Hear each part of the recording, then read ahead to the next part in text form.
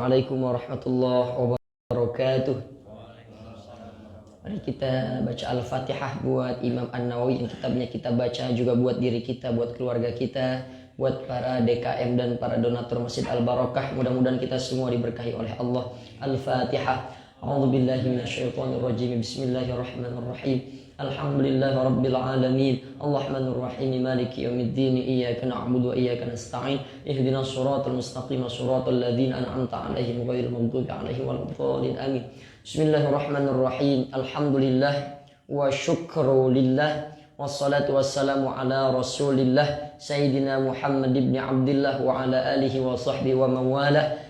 La hawla wa la quwata illa billah. Amma ba'du, fayaqulullahu ta'ala fi kitabihil aziz. A'udzu billahi minasyaitonir rajim. Bismillahirrahmanirrahim. Qalu subhanaka la ilma lana illa ma 'allamtana innaka antal alimul hakim. Shadaqallahul azim.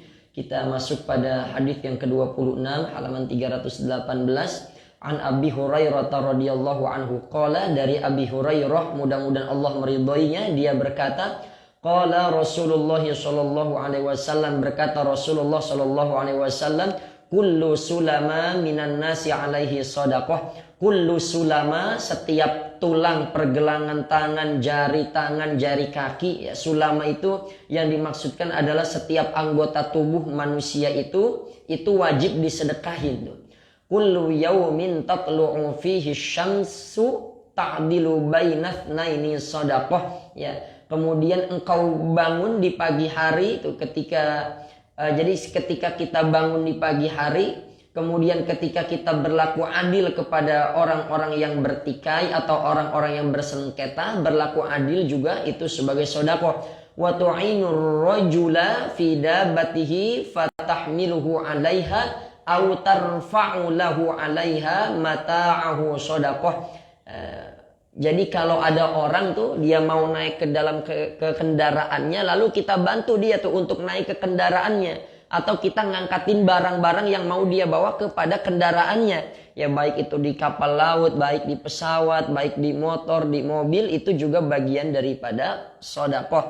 Wal kalimatu thayyibatu sedekah, dan kalimat-kalimat yang baik itu juga sedekah. Wa bikulli khutwatin tamshiha, dan setiap engkau berjalan, setiap langkah, maksudnya setiap langkah engkau berjalan ila sholat, menuju sholat, sedekah itu juga sebagai sebuah sedekah.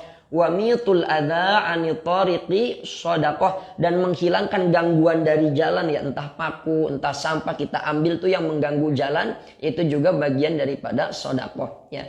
Ini poin penting dalam hadis ini nih, wala ta'awanu 'alal birri wat taqwa wala ta'awanu 'alal itsmi wal 'udwan, ya. Tolong menolonglah dalam kebaikan, jangan tolong menolong dalam kejahatan tuh. Wattaqullaha innallaha syadidul 'iqab, bertakwalah kepada Allah karena berbuat dosa itu, ya, nanti azabnya akan sangat pedih tuh di akhirat, ya. Allah itu maha mengazab dengan azab yang sangat pedih. Makanya Allah itu dalam Al-Quran terkadang, ya, menggunakan kata azabun syadid atau azabul muhin. Kalau digunakan kata azabun syadid, itu siksa Allah sangat pedih nih. Ini biasanya buat di akhirat. Tapi kalau azabul muhin, kata ulama, azab yang menghinakan tuh. Apa azab yang menghinakan? Jangankan nungguin dia di akhirat, di dunia hidupnya udah Allah hinain orang ini. Meskipun dia punya jabatan, kalau dia zalim dengan jabatannya, dia nembak bawahan, itu udah Allah azab tuh dengan azabul muhin, azab yang sangat menghinakan tuh. Ya, hampir tiap hari kita lihat beritanya, bosan juga, Pak. Ya, se-Indonesia tahu ini orang zalim ini. Azabul muhin sudah Allah hinakan tuh. Itu yang KPK yang nangkep orang-orang korupsi, itu orang yang koruptor sudah Allah hinakan tuh. Dengan azabul muhin, dengan azab yang menghinakan. Di akhirat disiksa dengan azabul syadid, dengan azab yang pedih. Di dunia dihinakan dengan azabul muhin, dengan azab yang menghinakan. Ya, cukup membuat dia sangat malu ketika dia dihinakan oleh Allah. Ya, jadi hadis ini ada kaitannya dengan sedekah, ada kaitannya juga dengan tolong menolong, ya. Halaman 320 nih, keagungan Allah dalam menciptakan tulang dan persendian manusia.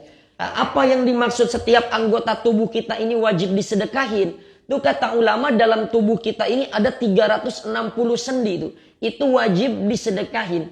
Apa yang dimaksud dengan disedekahi?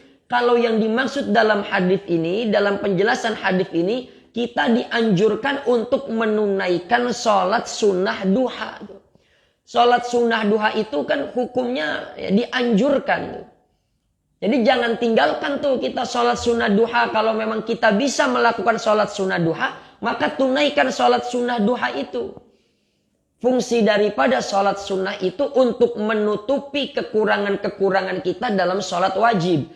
Tapi orang yang dia banyak meninggalkan sholat, ini ada dua pendapat ulama. Ada yang mengatakan dia tidak boleh sholat sunnah karena dia punya hutang sholat wajib. Ada yang mengatakan boleh dia tetap mengerjakan sholat sunnah sambil mencicil sholat fardu yang banyak dia tinggalkan. Maka kata Imam An-Nawawi, wa qad syadza, telah menyimpang, pemahamannya menyimpang bagi orang-orang yang banyak meninggalkan sholat tapi dikatakan tidak wajib diqadha, tidak wajib diganti, melainkan boleh diganti dengan sholat sunnah. Pendapat yang seperti ini kata Imam An-Nawawi adalah pendapat yang menyimpang. Jadi tiap anggota tubuh kita ini harus disedekahin nih. Maksudnya apa?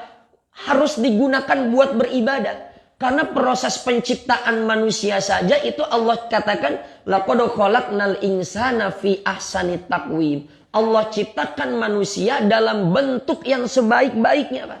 Jadi kalau ada teori Charles Darwin katanya kita ini sebagai bentuk perubahan dari monyet, katanya kita ini sebagai bentuk perubahan dari kera. Oh, ini menyimpang dari ajaran agama kita. Kita sama monyet beda. Kita sama kera beda. Karena kita ini punya nenek moyang kita, ya bapak moyang kita Nabi Adam alaihissalam. Itu Nabi Adam tingginya 25 sampai 30 meter tuh. Tingginya Nabi Adam. Makanya salah satu hikmahnya kenapa sekarang kita ini hidupnya enggak nyampe kayak Nabi Adam, tingginya 25 meter, 30 meter, bikin repot, Pak. Ini kalau tingginya 30 meter, ini atap pastinya tinggi semua nih. Angkot modelnya nggak begitu, Pak. Motor nggak ada motor bebek begitu. Barangkali motor soang namanya. Karena tinggi kita. Tapi nanti di surga dalam kitab Tanbihul Ghafilin dikatakan kita nanti kalau masuk surga itu tinggi kita seperti tingginya Nabi Adam. Ya 30 meteran lah tingginya tuh di surga. Muda kita dirubah ke usia muda seperti mudanya Nabi Isa. Gantengnya seperti Nabi Yusuf tuh, itu gantengnya kita seperti itu. Dirubah oleh Allah menjadi ahli surga yang dari bentuk fisiknya saja sangat indah sekali. Dan di surga kita ya bahasa kotornya tuh kita nggak ada istilah buang air besar, buang air kecil, Pak. Ya jadi kita di surga itu nggak berludah, nggak berdahak, nggak buang air besar, nggak buang air kecil. Nah, jadi Allah itu menciptakan manusia dalam bentuk yang sebaik-baiknya. Nah, ini di sini dijelaskan nih. Ada orang yang dia ini ahli dalam pembuatan tubuh palsu. Ketika dia meneliti tangan anaknya yang masih kecil, terus dia bandingkan dengan tubuh buatan hasil si dokter ini yang ahli pembuatan badan palsu, ketika dia bandingkan sangat jauh sekali hasilnya. Sangat jauh sekali. Dari situlah dia melihat keagungan Allah, dia dapat hidayah dan dia masuk Islam. Itu pas saat Covid, itu ada beberapa orang-orang non-muslim tuh yang masuk Islam tuh. Ya, kita kan saat Covid itu cuci tangan, cuci muka, cuci tangan, cuci muka, cuci tangannya mulu, Pak. Tapi makannya mah enggak. Cuci tangan, cuci tangan. Ternyata Islam sudah mengajarkan tuh kita dalam satu hari minimal kita 5 kali berwudu untuk menunaikan sholat yang 5 waktu. Nah, itu dalam karya-karya seperti Dr. Nadia Toyaro, kemudian Syekh Ahmad Al-Jurjawi yang membahas antara sains dengan Al-Quran. Kenapa kita sampai 5 kali berwudu? Itu karena ketika kita berwudu sampai 5 kali secara ilmu kesehatan, itu dapat menghilangkan kerusakan-kerusakan pada wajah. Kotoran-kotoran pada wajah karena dibasuh dengan air wudu. Ya. Nah, kemudian, tapi nanti nih tubuh yang ganteng, wajah yang cantik, yang tampan itu nanti akan diadab oleh Allah kalau tidak digunakan untuk beribadah tuh. Ya nanti ada ayatnya innalladzina kafaru, sesungguhnya orang-orang yang ingkar atas ayat-ayat Allah, innalladzina kafaru biayatina saufa nuslihim naro, kelak kami akan masukkan dia ke dalam neraka tuh. Ini pakai lafadznya saufa bukan thumma ya. Nanti akan dia lemparkan dia ke dalam api neraka. Nanti ada saatnya tuh. Kullama nadijat juluduhum badalnahum juludan ghairha. Ketika kulit mereka hangus, itu Allah ganti lagi dengan kulit yang baru. Kenapa di sini disebutkan kulit nih? Enggak disebut daging, enggak disebut tulang, disebutnya kulit. Nah ini kata Dr. Nadia Toyaro, karena kulit kita ini bagian anggota tubuh yang paling sensitif, Pak. Kulit ini bagian tubuh yang paling sensitif tuh. Itu kalau kena luka itu kan perih, kulit kita perih itu sangat perih. Makanya di sini disebutkan kata kulit. Karena kulit anggota tubuh yang sensitif, kalau kita lecet, kalau kita pada besot tuh, pada berbaret itu perih tuh kulit kita. Maka kulit itu sebagai anggota tubuh yang sangat sensitif, yang kalau dia perih itu semua juga ngerasain perih. Nah, sebetulnya di sini yang disiksa bukan kulitnya saja, maknanya kalimatnya menunjukkan kata sebagian, tapi pada hakikatnya menunjukkan semua. Semua nanti akan diadab oleh Allah anggota tubuhnya tuh. Supaya apa? Supaya mereka merasakan adab, liyadzuqul adab, biar dia merasakan adab yang begitu pedih. Makanya di antara ciri orang yang tertipu, kata Imam Ibnu Athaillah, dia tahu dia banyak dosa, dia tahu banyak ibadah yang dia tinggalkan, dia tahu banyak maksiat, tapi dia cuma tahunya aja. Bahkan kata Imam Ibnu Athaillah tuh ada yang sampai nangis-nangis, dia nyesel, ya Allah saya banyak dosa, saya banyak maksiat, tapi cuma begitu aja udah. Cuma begitu aja. Enggak melakukan perubahan untuk perbaikan, itu orang yang tertipu dengan air matanya sendiri. Ya. Dan kalau kita ibadah Pak, nungguin tua itu capek ya. Per 10 meter kita jalan berhenti, jalan jauh dikit kita udah masuk angin. Di pengajian juga kadang kita selonjoran. Karena apa? Karena udah asam urat, udah rematik. Sholat juga udah nggak terasa nikmat, harus duduk. Karena anggota tubuh kita udah merasakan sakit, capek. Nah makanya ada dalam ayat dalam surah Yasin tuh, wa man nu'ammirhu nunakishu fil khalqi afala yaqilun. Barang siapa yang kami panjangkan umurnya, maka kami akan kembalikan dia kepada kejadiannya seperti semula. Apa maknanya? Ini kan kalau dalam tafsir ini, dalam syarah hadis ini, yang kedua, syukur atas keselamatan anggota tubuh. Maka ketika kita beribadah kepada Allah, itu sebagai rasa syukur kita kepada Allah. Karena kalau kita udah tua nanti, itu kita seperti bayi lagi. Wa man nu'ammirhu nunakkishu fil khalqi afala yaqilun. Siapa yang kami panjangkan umurnya, akan kami kembalikan dia. Maksudnya apa? Seperti semula. Kita waktu bayi, itu nggak bisa makan apa-apa kecuali minum air susu ibu. Sama nanti ketika kita sudah tua itu nggak bisa makan yang keras-keras tuh. Yang kita makan yang lembek-lembek, sama kacang udah oper kiri oper kanan makan kacang tuh. Ya, karena sudah nggak kuat lagi giginya. Yang tadinya kita waktu bayi kita buang air di tempat, nanti udah tua juga begitu. Ada yang nggak sempat ke kamar mandi, belum sempat ke kamar mandi, akhirnya sudah berceceran di ruangan, di kamar. Pakai pampers, ya bayi pakai pampers, sekarang nanti udah tua pakai pampers lagi, betul Pak Haji, pakai pampers lagi tuh. Nah ini ketika Imam Ibnu Katsir menafsirkan wa man nu'ammirhu nunakkishu fil khalqi afala yaqilun, nah, itu Imam Ibnu Katsir melampirkan sebuah ayat dalam surah Ar-Rum nih. Allahul ladzi khalaqakum min dha'fin. Allah yang menciptakan kamu dalam keadaan lemah. Tsumma ja'ala min ba'di dha'fin quwwah, dari lemah engkau jadi kuat nih. Tsumma ja'ala min ba'di quwwatin dha'fa. Kemudian setelah engkau kuat, engkau jadi lemah lagi tuh. Wasyaibah. Nah, wasyaibah kemudian engkau beruban tuh. Yakhluqu may yasha. Allah menciptakan apa-apa yang dikehendaki. Wa huwal alimul qadir, dan Allah itu Maha mengetahui dan Maha kuasa. Nah, kata Imam Ibnu Katsir, yang ini ayat ini menunjukkan supaya manusia itu merenung dengan pikirannya. Oh iya, kita diciptakan dari lemah, kemudian kita menjadi kuat, nanti kita akan lemah lagi. Yang tadinya kita lemah, kita kembali menjadi lemah. Nah, supaya manusia berpikir bahwa dunia ini bukan tempat yang abadi, melainkan ada sebuah tempat yang di tempat itu kita tidak bisa kemana-mana lagi dan kita akan kekal selama-lamanya, yaitu akhirat. Makanya mumpung masih sehat, nah itu gunakan buat beribadah tuh. Kalau udah pikun kayak kemarin pertanyaan Pak Ardi, orang udah pikun itu kan dia puasa ya nanti lupa dia berbuka. Karena sudah pikun tuh. Udah pikun ya. Orang yang nggak kuat puasa kalau sudah tua renta, sudah memang jangankan puasa Ramadan, mengganti puasa di Ramadan aja dia nggak puasa, sudah saking tuanya, maka kan nanti harus dibayarkan dengan fidyah. Makanya kalau ada orang Muslim yang dia meninggal dunia nih, dia banyak meninggalkan puasa, maka kewajiban ahli warisnya pilih salah satu nih. Ya, memang hadisnya ada dua, Pak. Ada pendapat yang mengatakan kalau memang orang ini banyak meninggalkan puasa dan dia tidak sempat mengkodoknya, maka itu yang mau meneruskan kodoknya itu ahli warisnya tuh ya, anak-anaknya ya. Itu jangan cuma maunya nerima warisannya doang tuh, kodokin puasanya. Dia berpuasa dalam rangka untuk mengkodok yang sudah meninggal dunia. Atau yang kedua, kalau dia nggak mau kodok, bayarin fidyahnya. Pilih salah satu. Kalau nggak fidyah, maka dikodok. Kalau memang saya termasuk orang yang tidak mampu, ya nggak bisa saya bayar fidyah buat orang yang sudah meninggal nih, ya sudah, dia kodok saja begitu. Tapi kalau ada orang yang meninggalkan sholat,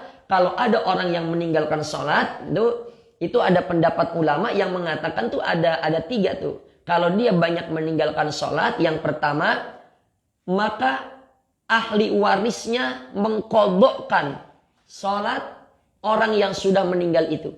Atau yang kedua, disamakan dengan puasa. Dia membayar fidyah 1 mud setiap sholat yang dia tinggalkan. Atau pendapat yang ketiga, tidak dikodokkan oleh ahli waris, tidak dibayar fidyahkan, akan tetapi dia ini menjadi urusan antara dia dengan Allah di akhirat bagi orang yang sudah meninggal dunia. Ya. Makanya nanti kalau ada orang yang tidak berpuasa, ada yang kena qadha, ada yang kena fidyah, ya, ada yang dia kena qadha, kena fidyah. Itu salah satunya perempuan yang hamil, perempuan yang menyusui. Kalau dia tidak berpuasa, khawatir akan kondisi bayinya, ya, dan dia khawatir akan kondisi dirinya, maka dia kena qadha plus kena fidyah. Tapi saya nggak mau berpuasa bukan karena khawatir sama bayinya, bukan, karena emang sayanya yang nggak bisa berpuasa karena hamil atau menyusui, maka cukup diqadhakannya saja. Makanya mumpung masih muda, ya kita gunakan kesempatan ini untuk beribadah. Kemudian yang ketiga nih, yang berikutnya macam-macam syukur. Ya, dalam kitab Al-Wafi ini ada syukur wajib. Apa maknanya syukur wajib? Mengerjakan perintah-perintah Allah dan menjauhi segala larangan-larangan Allah. Tapi pada intinya dalam hadis ini, apapun kebaikan yang bisa kita lakukan tuh. Ada orang, ya biasanya perempuan nggak bisa nyelak motor tuh karena starternya mati, kita bantu. Kita bantuin orang bawain barang dagangannya naik ke atas motornya. Kebaikan apapun itu, maka itu dinilai sebagai sebuah kebaikan, dinilai sebagai sebuah sedekah. Ada, ya kalau kita lihat di jalan, Pak, saya kalau di rumah tuh kadang ada, di beberapa tempat ada jarum, ya itu kita ambil tuh, kita selamatkan supaya orang nggak ada yang kena tuh. Ada paku, itu kita ambil, itu pahala buat kita tuh. Tapi kalau orang nyampah di masjid, Pak, ya mohon maaf, kita pernah lihat orang, Pak, ya nyongkel-nyongkelin kuku, itu kukunya banyak berjatuhan di sejadah masjid tuh. Itu selama nggak dibersihin tuh, itu jadi dosa jariah buat dia itu. Ya, jadi harus jaga kebersihan di masjid. Nah, kemudian yang berikutnya, kalau kita tidak bisa membantu, setidaknya kita mengucapkan kata-kata yang baik. Maka dalam Al-Quran itu qaulun ma'rufun, ya perkataan-perkataan yang baik itu khairun, lebih baik daripada kita sedekah tapi kita menyakiti dirinya. Perkataan minta maaf saya nggak bisa, itu lebih baik daripada kita berbuat baik tapi kita menghina, kita mencaci maki orang-orang yang kita tolong. Makanya kata ulama nih dalam kitab Tanbihul Ghafilin, orang cerdas itu lisannya ada di belakang akalnya. Jadi sebelum dia ngomong dia pikirin dulu. Ini orang cerdas nih. Tapi kalau orang bodoh, kata ulama, lisannya ada di depan akalnya. Ngomong dulu sekenyang-kenyangnya, orang udah sakit hati dia baru mikir. Oh iya, sakit hati tadi tuh orang kali ya, saya kata begini begitu.